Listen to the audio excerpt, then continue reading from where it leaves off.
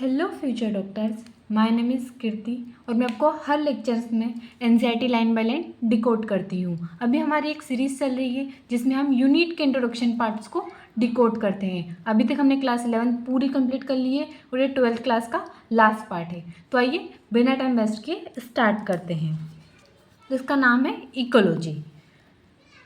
Diversity is not only a characteristic of living organism but also of a content in biology textbook। मतलब बच्चों, जैसे nature में हमें बहुत डाइवर्सिटी दिखती है, कोई बड़ा है, कोई छोटा है, कोई पुराना है, कोई पौधा है, कोई जानवर है, वैसे ही बायोलॉजी के टेक्स्ट बुक का कंटेंट भी डाइवर्स होता है। हर जगह वैरायटी देखने को मिलती है।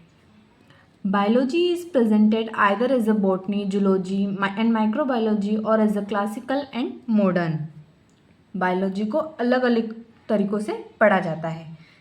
बॉटनी में हम प्लांट्स के बारे में पढ़ते हैं, जूलॉजी में हम एनिमल्स के बारे में पढ़ते हैं, माइक्रोबायोलॉजी में छोटे छोटे ऑर्गेनिज्म के बारे में पढ़ाया जाता है जैसे कि बैक्टीरिया, फंजाई एट्सेट्रा।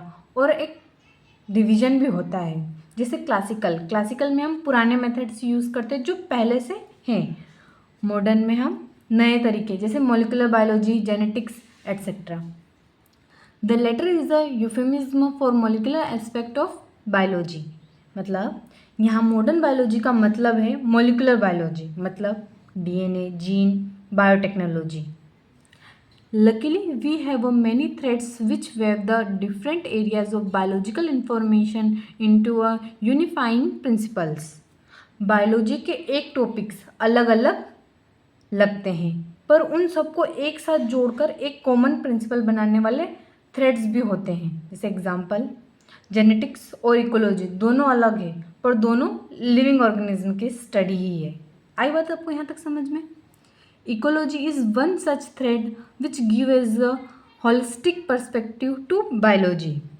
और इन सब कनेक्टिंग थ्रेड्स में से एक इकोलॉजी है। ये हमको एक होलिस्टिक मतलब पुराना व्यू देता है, ऑर्गेनिज्मों और उनके एनवायरनमेंट के बीच का रिलेशन समझाता है। आप The essence of biological understanding is to know how organism will remaining an individual interact with other organism and physical habits as a group and hence behave like a organized whole population, communities, ecosystem or even as a whole biosphere। मतलब biology का असली मतलब है organism अकेला भी होता है लेकिन वो हमेशा एनवायरनमेंट और दूसरे ऑर्गेनिज्म के साथ इंटरेक्ट करता है और इस इंटरेक्शन की वजह से ऑर्गेनिज्म अलग अलग लेवल पे ऑर्गेनाइज्ड दिखते हैं। जैसे इंडिविजुअल से पॉपुलेशन, पॉपुलेशन से कम्युनिटी, कम्युनिटी से इकोसिस्टम, इकोसिस्टम से बायोस्फीयर। एग्जांपल, जैसे कि तुम एक इंसान हो, एक इंडिविजुअल हो पर अपनी फैमिली और फ्रेंड्स को जोड़ दे तो पॉपुलेशन बन जाएगी। सोसाइटी हमारे आइट सेट की रहती है, उसको हम कम्युनिटी भी बोलते हैं। और पूरा अर्थ मतलब बायोस्फीयर। आई बात आपको यहाँ तक समझ में? Ecology explains to us all this। A particular aspect of this is the study of anthropogenic environment degradation and the socio-political issues it has raised। मतलब इकोलॉजी सिर्फ नेचर है बल्कि ह्यूमन एक्टिविटी एंथ्रोपोजेनिक का इफेक्ट भी पड़ाता है environment पे, जैसे पॉपुलेशन, डिफॉरेस्टेशन, ग्लोबल वार्मिंग। ये प्रॉब्लम आज सोशल और पॉलिटिकल इशू बन गया है। This unit describe as well as a take a critical view of the above aspect.